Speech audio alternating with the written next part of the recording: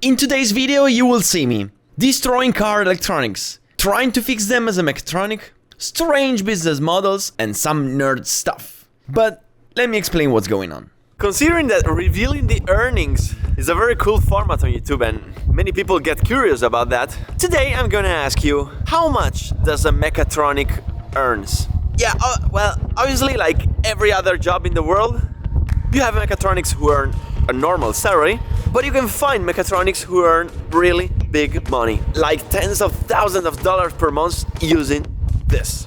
Obviously, I'm talking about very experienced people, very skilled people with tons of experience, but it's something possible. So, before explaining how, I should explain you what does a mechatronic do exactly. So, in today's video, I will explain you who is a mechatronic, what does he do, and how this business works. I am in southern Italy at Magicmotorsport, and I don't know if you remember this company. Last year, if you remember, I made a video about this company and I was driving the racing Tesla prepared by them, and this is their main product, which made it possible for them to build all this starting from zero. This is the essential tool for mechatronics. Those that we used to call mechanics, which are the people that fix our car when it breaks, now are called mechatronics. Why? Because some years ago the cars were nothing but just mechanic parts. Nowadays, instead, the cars are mechanic parts filled with electronic circuits. Today, everything is electronics. For example, here we have a wonderful Ferrari engine. If you are a mechanic, very good at fixing this engine, but for example, one day you need to change the gearbox, you cannot change the gearbox if you don't know how to reprogram the ECU of the gearbox. Because that gearbox has a specific ECU which needs to be coded with the engine ECU. And these are the skills of a mechatronic.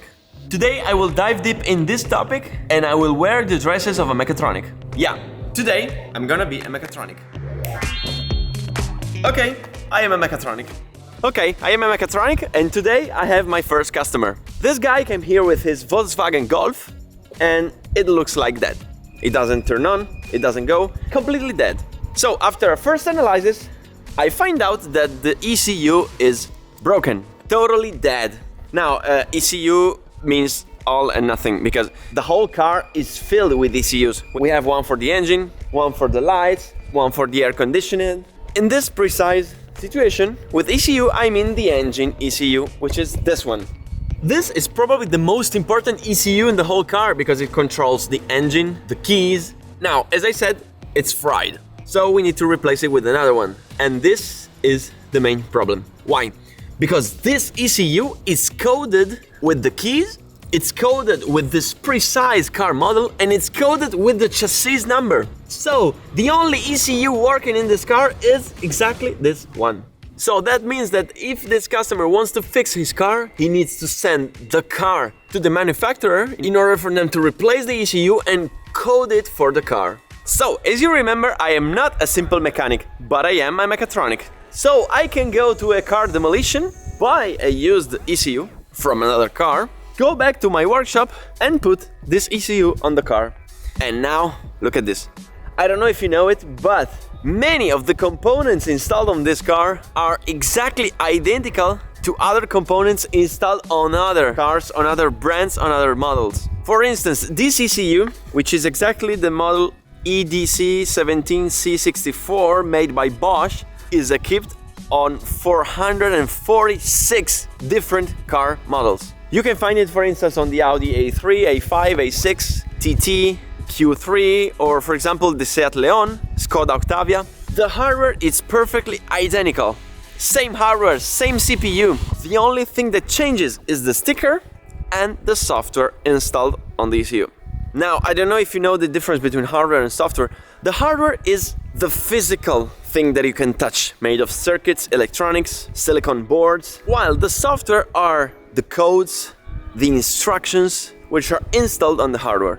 For example, let's take this iPhone, which is the iPhone 12 Pro Max. If I go to a friend and take his identical iPhone, I can have two identical hardwares, but the software will be different.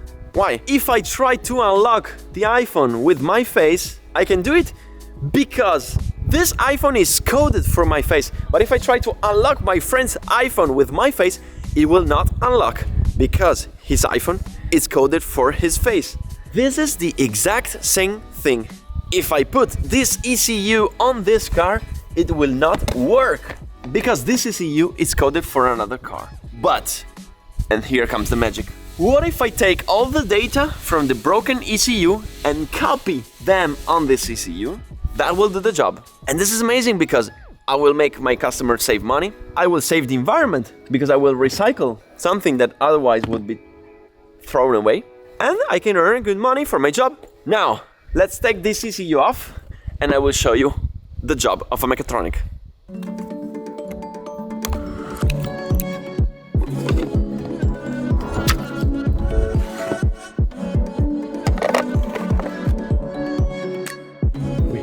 Okay, so I am in the lab, and in order to make this operation, we need some specific tools which are completely designed and manufactured by Magicmotorsport, and every mechatronic in the world can buy them. Here we have this kind of operating room, which I will show you later. We have the two ECUs, we have the ECU Mask, and we have the Flex.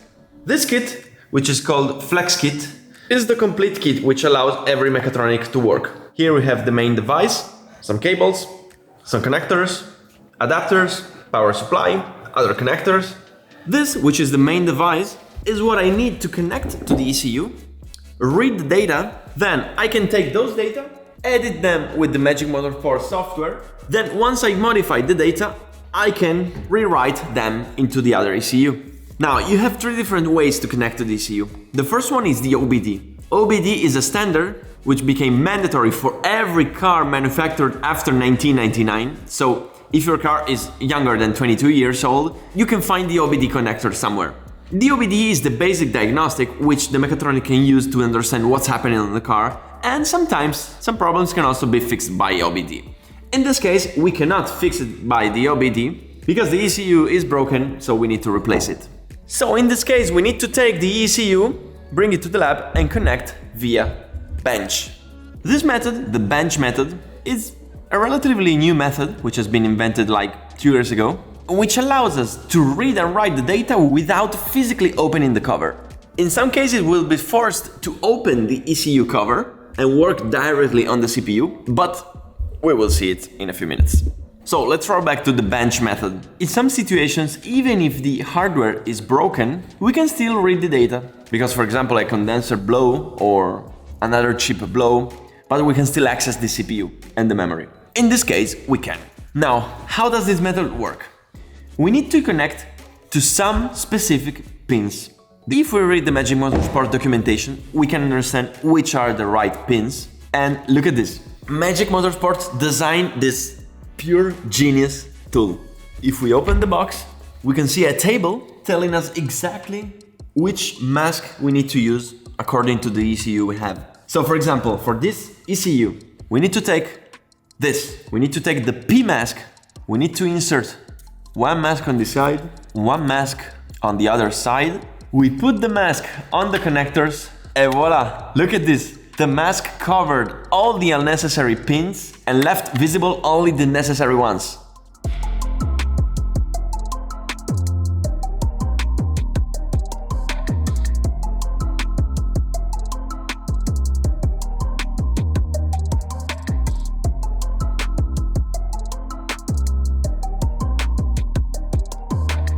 So this is the Magicmotorsport software. In the search bar, I type the ECU model and the car. Here I have the list, and if I click on one of them, you can see I have the 3 different connection methods. Now we are using the bench mode, so I select it, and if I click on manuals, I can see in this chart which pins need to be connected to which port on the flex. So now, with a bit of patience, I connect all the wires.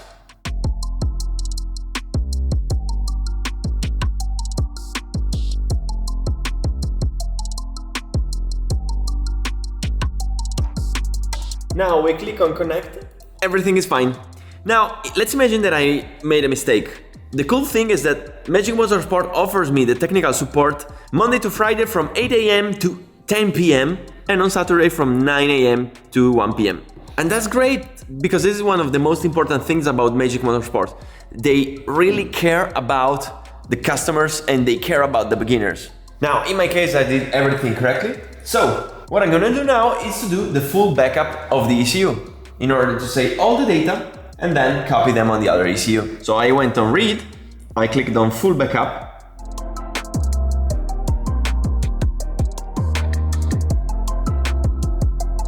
Now you might say, cool, I just need to copy them on the replacement ECU and it's done. Unfortunately not, because on many ECUs there is another security system that we need to work around. I won't go too much in depth because it's too technical, but basically we just need to modify one part of the file. Now, I'll be quick. First of all, I will disconnect the broken ECU. Then I will connect the replacement ECU. And before writing the data in the new ECU, I will copy the data from the replacement ECU. So now, on my computer, I will have two datas. The data from the broken ECU and the data from the replacement ECU. So I will upload these data to the Magicmotorsport server, which is a free service available to every Flex Mechatronic. The server will compare the two data and will give me back the final file that I can write on the new ECU. The service now gave me the two files properly encoded for the new ECU, and now I just need to flash them.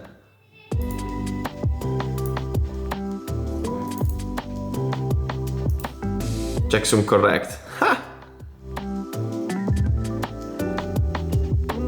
Okay, so I just copied all the data on the replacement ECU. I'm not sure it's gonna work. It's the first time I do it, but I hope.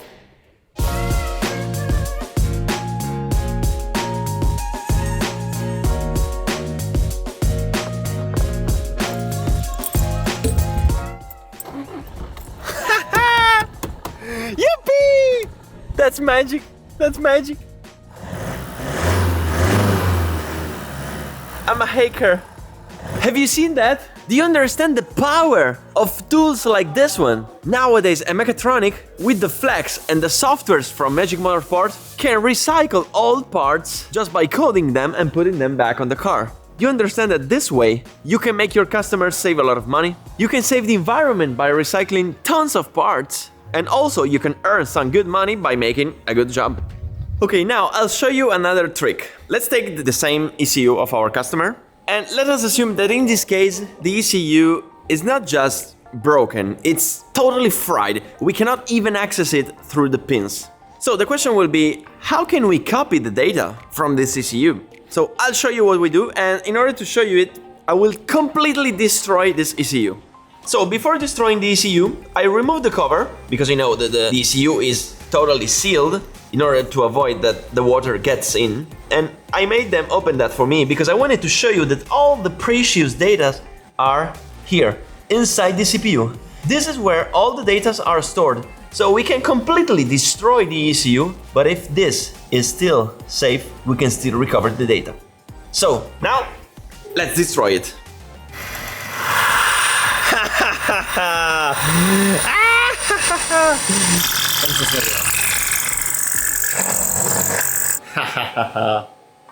Obviously, now I want some more.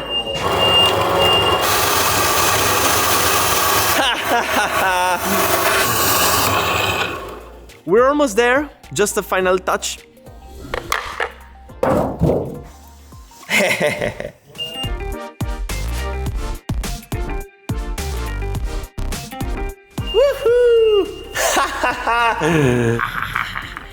Okay, after having set it on fire, I think we did enough damage. So here comes the third mode, which is this kind of surgical mode with the open ECU. And basically, remember what I told you, all the important data that we need are inside the CPU. So, by following the manual, we connected all these pens to the corresponding pin, and we connected two more to the CPU. Now, this is called Bench. This is a patent from Magicmotorsport, which is this kind of structure where we can connect directly to the pins without soldering and then connect everything back to the Flex. So we did all the connections. From the software, we choose the boot mode. And now look at this. When I try to connect, oh, Ta-da! That works, guys! We drill a hole, we cut it in half, we set it on fire, and it's still working. So at this point it's pretty simple. We just copy the data from the CPU, we modify them, and we copy them back to the new ECU. Okay, but what if even with this method we cannot connect to the CPU? There is one last method, which simply consists in removing the CPU from the board and connecting directly to the CPU. It's a long method, I didn't show it to you, I just want to let you know that it's possible. And this is just one of thousands of things that you can do with this device. For example, you can remap the engine, the gearbox, you can disable anti-pollution filters in case you want to use the car on track, and all these things are done with a software called StageX, which has been developed by Magicmotorsport. All the data that we extracted from the ECU, we can upload them into StageX and then modify them inside the software. And what's cool about this is that apart from nice features like this 3D visualizations of maps, the cool thing is that this software runs on web browser, so you don't even need to install it. You just open the browser and use it.